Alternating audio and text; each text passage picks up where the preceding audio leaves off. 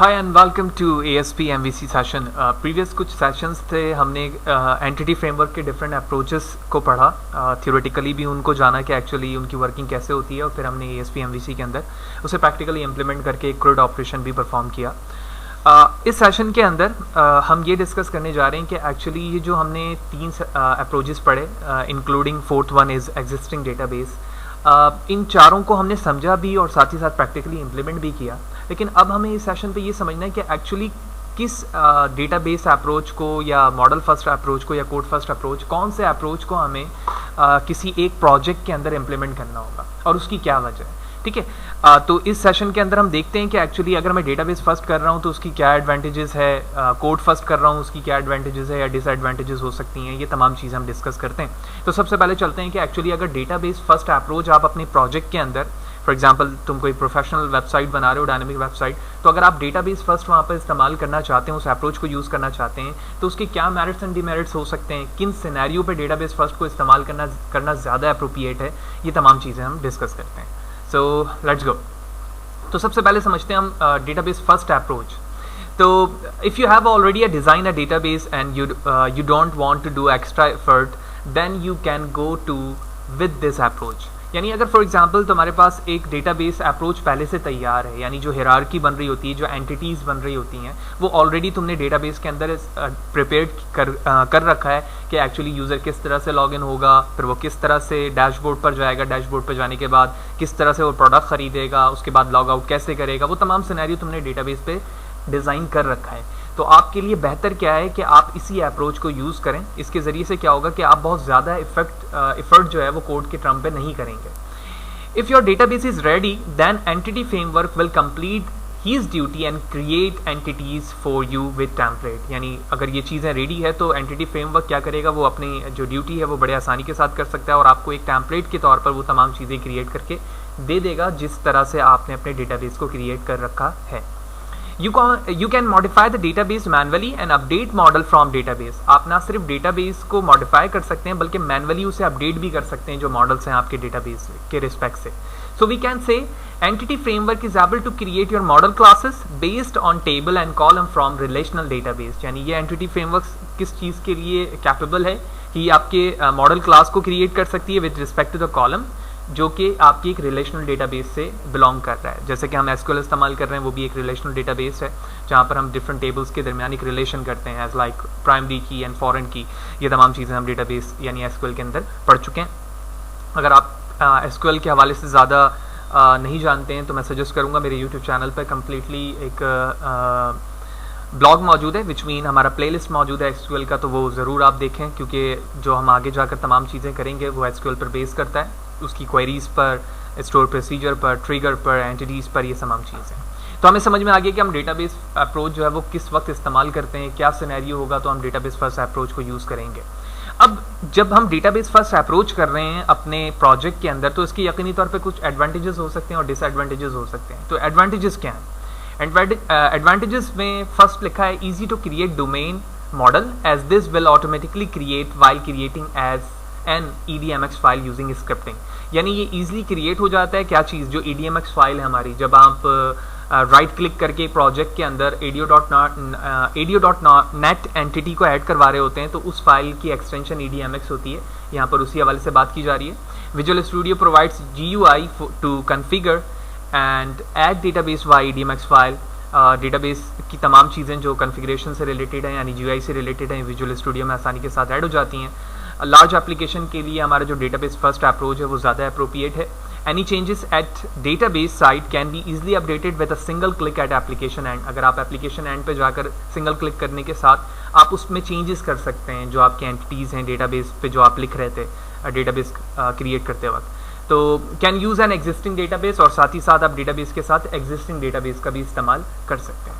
Whereas if I talk about this advantages in database first, तो ये base करता है डेटाबेस टेबल्स पर, ठीक है। और इसकी वजह से क्या हो रहा है, EDMX जो हमारी फाइल है जो हमने ऐड करवाया है वह डेटाबेस फर्स्ट के लिए, वो फाइल कीप ग्रोइंग हो रही है। यानी जब जब टेबल तुम क्रिएट करते जा रहे हो उसके अंदर डेटाबेस फर्स्ट के अप्रोच से, तो वो क्या हो रही है, अपग्रेड हो रही है, बढ़ रही है। क्रिएटिंग मैनेजिंग एसोसिएशन फॉरेन की constant will be more difficult, यानी इसके अंदर आप अगर टेबल्स के दरमियान एसोसिएशन क्रिएट करना चाहते हैं, फॉरेन की ऐड करना चाहते हैं, कोई और कॉन्स्टेंट डिफाइन करना चाहते हैं, तो वो काफ़ी क्रिटिकल है। If the database is large it is not easy to maintain और अपडेट दी MX फाइल, यानी अगर आपकी डेटाबेस की फाइल बहुत लार्ज है, बहुत बड़ी है, तो उसे अपडेट करना या उसे मेंटेन करना डेटाबेस फर्स्ट के अप्रोच से क्या होता है, काफ़ी क्रिटिकल होता है। तो हमने ईजिली यहाँ पर समझ लिया कि हम डेटाबेस फर्स्ट किस सिनेरियो पे इस्तेमाल करते हैं, किस वक्त इस्तेमाल करते हैं, इसके क्या एडवांटेजेस हो सकते हैं और क्या डिसएडवांटेजेस हो सकते हैं। नेक्स्ट सेशन यानी इसी सेशन में हमारा नेक्स्ट टॉपिक है मॉडल फर्स्ट। ठीक है, ये सबसे कम प्रोफेशनली इस्तेमाल होता है। इसका हरगिज़ मतलब ये नहीं है कि हम इसे इस्तेमाल नहीं करते हैं, लेकिन नॉर्मली जो हम अप्रोचेस यूज़ कर रहे होते हैं वो ज़्यादातर डेटाबेस फर्स्ट या फिर कोड फर्स्ट ही इस्तेमाल कर रहे होते हैं। तो मॉडल फर्स्ट में बताया जा रहा है, in this approach you need to draw your model first and let workflow to decide to generate your database. As we know, हमने मॉडल फर्स्ट में भी पढ़ा था, उसमें हमें क्या करना होता है, हमें एंटिटी ड्रॉ करनी होती है और उसके अंदर तमाम अपने एट्रीब्यूट्स डिफाइन करने होते हैं, जिसके ज़रिए से क्या होता है वो टेबल जनरेट होती है with respect to the migration process. If you are going to work with small project then it will be the best, यानी अगर आपका प्रोजेक्ट छोटा है, ठीक है, आप एक छोटे से डेटाबेस के रिस्पेक्ट से एक प्रोजेक्ट पे काम कर रहे हैं, तो ये क्या बेहतर रहेगा कि आप मॉडल फर्स्ट को ही इस्तेमाल करें। You can not make manual changes into database because of your you don't have command on database, but you can made the changes into model classes, यानी मैनुअली चेंजेस के साथ साथ आप क्या कर सकते हैं, इसमें चेंजेस भी कर सकते हैं with respect to the model classes जो आपने अपने एंटिटीज़ के ज़रिए से बना रखी हैं इसमें। So, using the entity framework designer, you can create your model classes and based on your model classes, your database will be generated. तो यानी एंटिटी फ्रेमवर्क को इस्तेमाल करते हुए हम मॉडल क्लासेस पहले बनाते हैं अपने मॉडल के अंदर बाय यूजिंग एंटिटीज़, और उस एंटिटीज़ के ज़रिए से हमारा डेटाबेस क्रिएट होता है, जिस पे हमने प्रैक्टिकल सेशन पे भी देखा था कि एक माइग्रेशन का एक प्रोसेस चलता है और उस प्रोसेस के ज़रिए हमारी मास्टर डेटाबेस के अंदर वो टेबल क्रिएट होकर आई थी जो हमने एंटिटीज़ के ज़रिए से अपने MVC प्रोजेक्ट के अंदर बनाया था। देन फाइनल अप्रोच हमारे पास कोड फर्स्ट अप्रोच है। एज अ नेम सजेस्ट के यहाँ पर कोड पहले है, ठीक है। It is very popular approach between MVC programmers. It has full control over the code rather than the database activity, ठीक है। यानी ये काफ़ी पॉपुलर है और इसके अंदर आपको जो कंट्रोल होता है वो ज़्यादा होता है as compare to database approach. यानी इस प्रोग्रामर जो इस पर काम कर रहा है उसे ज़्यादा फुल कंट्रोल है अपने उस अप्रोच पर, यानी उस अपने काम पर जो कोड फर्स्ट के ज़रिए से की जा रही है। Using this approach we can do all the database activity from the code, यानी तमाम जो एक्टिविटी है वो डेटाबेस के ज़रिए से क्या हो रही है, from the code activity perform की जा रही है। So we can say that manual changes to database have been lost to use this and everything is depend on the code, यानी सारी चीज़ें जो हैं वो कोड पर डिपेंड कर रही हैं। जो मैनुअल चेंजेस हैं डेटाबेस पे वो क्या हो जाती हैं, हमारी लॉस्ट हो जाती हैं, लेकिन जो भी चेंजेस हमारे इस कोड बेस पर हो रही हैं वो पूरे ही उस कोड पर ही डिपेंड कर रही हैं जिस अप्रोच के ज़रिए से आप अपने प्रोजेक्ट को क्रिएट कर रहे हैं। In this you need to create entities as data model। आप इसमें एंटिटीज़ को क्रिएट करते हैं किस रिस्पेक्ट से, डेटा मॉडल के रिस्पेक्ट से। एज यूजुअल जिस तरह से डेटाबेस फर्स्ट के अंदर हमारे पास कुछ एडवांटेजेस या डिसएडवांटेजेस थे, बिल्कुल इसी तरह से कोड फर्स्ट पे भी मौजूद हैं। तो कोड फर्स्ट के एडवांटेजेस में बताया जा रहा है, no need to look at the database for any changes in the table as we can do those in our domain models and this will be migrated to the database। तो as a name suggest कि code first में हमें database पे जाने की ज़रूरत ही नहीं है फर्स्ट टाइम, क्योंकि हम तमाम चीज़ें अपने कोड के ज़रिए से कर रहे हैं और उसके डोमेन पे रहते हुए हमें जो चीज़ चेंज करने की ज़रूरत होगी हम वहाँ पर करेंगे एंड देन फाइनली हम अपने टेबल को माइग्रेट करवाएंगे।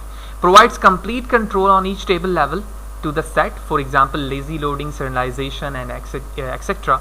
तो ये कंप्लीट कंट्रोल आपको अपने टेबल पर क्या किया जा रहा होता है, आपको प्रोवाइड किया जा रहा होता है कोड फर्स्ट अप्रोच के जरिए से। All changes will be tracked in the database such that we can roll back to any version as needed, यानी जितने भी चीज़ें चेंज की जा रही हैं वो डेटाबेस में क्या हो रही हैं उसको ट्रैक किया जा रहा है। यानी कि फॉर एग्जांपल तुमने रोल बैक किया, किसी वर्जन को नीड के मुताबिक चेंज किया, तो वो तमाम चीज़ें रोल बैक के ज़रिए से आपको एज ए हिस्ट्री मिल सकती हैं। We don't need any heavy EDMX file and script execution, ठीक है। हमें कोई EDMX फाइल और स्क्रिप्ट एग्जीक्यूशन की ज़रूरत नहीं होती क्योंकि हम कोड फर्स्ट के ज़रिए से वो काम कर रहे हैं।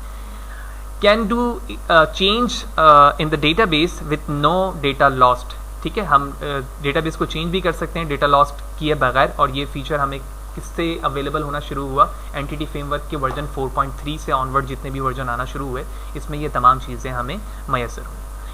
डिसएडवांटेजेस की बात करें तो if there are some hundreds of table we need to manually create the domain model. अगर आपके पास 100 टेबल हैं तो आपको ज़रूरत पड़ेगी कि आप जो मॉडल्स क्रिएट कर रहे हैं वो मैनुअली करेंगे। Write in database object like store procedure trigger are complex, यानी डेटाबेस के अगर आप कोड फर्स्ट के ज़रिए से ये करना चाह रहे हैं तो ये सारी चीज़ें लिखना कॉम्प्लेक्स है as compare to code first, sorry database first. If there is any modification done in the database, it wouldn't reflect on the entities in this application। ठीक है, तो अगर आपने मॉडिफिकेशन की डेटाबेस पे तो वो उसका इफेक्ट जो आपके एंटिटीज पर डायरेक्टली नहीं पड़ेगा। Should have the good knowledge of C# to write code while migration. जाहिर सी बात है जब आप माइग्रेशन करेंगे तो आपको C# पे काफ़ी अच्छा कमांड होना चाहिए, क्योंकि as a name suggest code first है तो हमें तमाम चीज़ें कोड के ज़रिए से ही करनी पड़ती है। Not preferred for data intensive application, तो जो डेटा इंटेंसिव एप्लीकेशन है वो इसे प्रिफर्ड नहीं करता है। तो तमाम चीज़ें हमने देखी तीनों अप्रोचेस की कि क्या एडवांटेजेस हैं, क्या डिसएडवांटेजेस हैं कोड फर्स्ट में और डेटाबेस फर्स्ट में, इसी तरह मॉडल फर्स्ट में। जैसे हमने स्टार्टिंग पे जिक्र किया, मैं एक दफ़ा फिर बता रहा हूँ कि जो प्रोफेशनली चीज़ें हमारे पास इस्तेमाल होती हैं वो कोड फर्स्ट और डेटाबेस फर्स्ट में होती हैं। जैसे हमने देखा कि जब हमारे पास कोड फर्स्ट अप्रोच है तो हमारे पास फुली कंट्रोल है और जो भी चीज़ें हम कर रहे हैं अपने मॉडल के एंटिटीज़ पर कोड के ज़रिए से कर रहे हैं, उसके बाद हम माइग्रेशन करते हैं जिसके ज़रिए से हमें डेटाबेस क्रिएट होता है। और इसी तरह जो डेटाबेस फर्स्ट अप्रोच था उसमें हमने देखा कि अगर आपके पास डेटाबेस ऑलरेडी डिज़ाइन है, जो कि डेटाबेस मैनेजमेंट सिस्टम जो हमारा कोर्स है कंप्यूटर साइंस में, उसमें ये बताया जाता है कि हम अपने एक प्रॉब्लम को किस तरह से एंटिटीज़ के फॉर्म पर कन्वर्ट करके दिखाते हैं, जो एंटिटी डायग्राम कहलाता है। तो अगर एंटिटी डायग्राम का एक्सपर्ट आपके पास होता है या आप उस पर कमांड रखते हैं तो आप क्या करते हैं, एंटिटीज़ के ज़रिए से वो मॉडल क्रिएट कर लेते हैं। देन आप उस मॉडल को अपने MVC प्रोजेक्ट में डेटाबेस फर्स्ट अप्रोच के ज़रिए से इस्तेमाल करके एक प्रोफेशनल साइट क्रिएट कर लेते हैं। वेयर एज कोड फर्स्ट की बात करूँ तो हमारे पास यकीनी तौर पर डेटाबेस मौजूद नहीं होगा। यही वजह है कि हम कोड फर्स्ट के ज़रिए से वो चेंजेस करेंगे या वो चीज़ क्रिएट करेंगे जो उस वक्त की नीड है, और उसके मुताबिक जो जो एडवांटेजेस थे और डिसएडवांटेजेस थे वो हमने देखा। तो अपकमिंग प्रोजेक्ट में जहाँ पर हम कोई प्रोफेशनली कोई प्रोजेक्ट क्रिएट करेंगे तो वहाँ पर हम देखेंगे कि सम टाइम हमें कोड फर्स्ट की ज़रूरत पड़ेगी और सम टाइम हमें जो है वो डेटाबेस फर्स्ट की ज़रूरत पड़ेगी। तो जैसे जैसे हम जाते जाएंगे तो हम इस प्रैक्टिकली भी देखते जाएंगे और हमें और भी बेहतर तरीके से ये बातें समझ में आ जाएंगी कि कौन से ऐसे सिनेरियोज़ हैं जहाँ पर हम कोड फर्स्ट को यूज़ करेंगे या डेटाबेस फर्स्ट को यूज़ करेंगे या फिर मॉडल फर्स्ट को यूज़ करेंगे। ऑल्दो जितने भी सेशन हैं और अभी तक हमने जितने भी थ्योरेटिकली या फिर प्रैक्टिकली इम्प्लीमेंटेशन की है वो मेरे यूट्यूब चैनल पर मौजूद हैं। आप यूट्यूब पर आएंगे फ़ाद हुसैन CS लिखेंगे, फ़ाद हुसैन लिखेंगे या फ़ाद हुसैन CS से भी आप कर सकते हैं। ये मेरा यूट्यूब चैनल है, आप इस पर क्लिक करेंगे और उसके बाद आप मेरे प्लेलिस्ट पे आएँ तो यहाँ नंबर्स ऑफ प्लेलिस्ट मौजूद हैं जो डिफरेंट कोर्सेज पे इस वक्त ASP.NET MVC कर रहे हैं तो यहाँ पर इसकी प्लेलिस्ट मौजूद है।